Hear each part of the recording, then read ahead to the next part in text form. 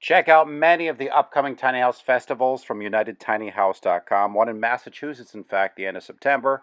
And we have upcoming videos from the Jamaica Cottage Shop located in Vermont. Hey everybody, so I'm Ken Pond from Craft and Sprout. And I'm Tori Pong.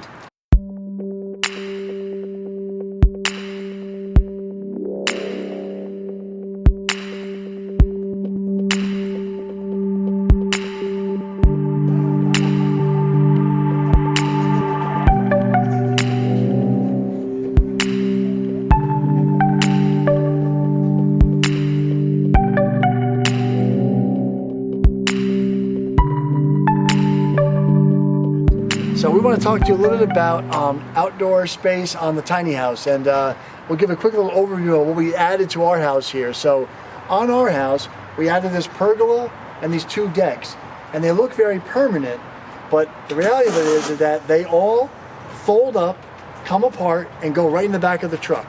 They're based on a very cool concept of just a 4x8 sheet of plywood.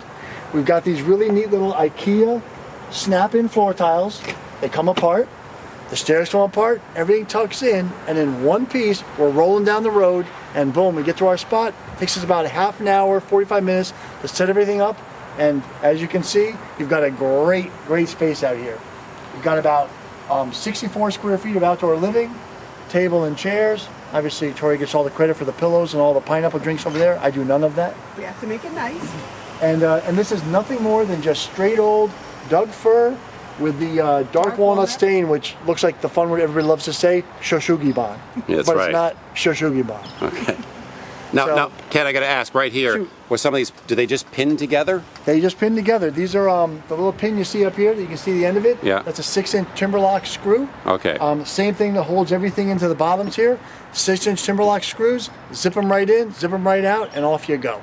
Okay, and it looks like it's pretty cost effective too. This was a great little thing. I think our second deck in the pergola, I think total, even including the copper handrails, I think we were in the ballpark of about $250 all in. Really? Yeah. No, it's cool. You've added some depth to the front of your house. You've added some shade. You've added just an outdoor living space. And you didn't cheap out, like here and there, you've added, like you said, the copper railings. Yeah, the copper a touches. touch of class. Yeah, the copper touches tie in with our copper standing seam roof. Inside we've got all the copper handrails and all the copper pipe shelving, so it kind of ties the inside to the outside and vice versa.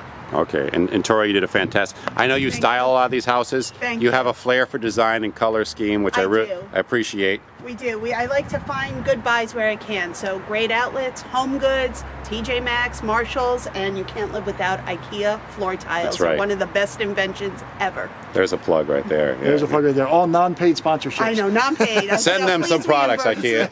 I know, they don't need more money.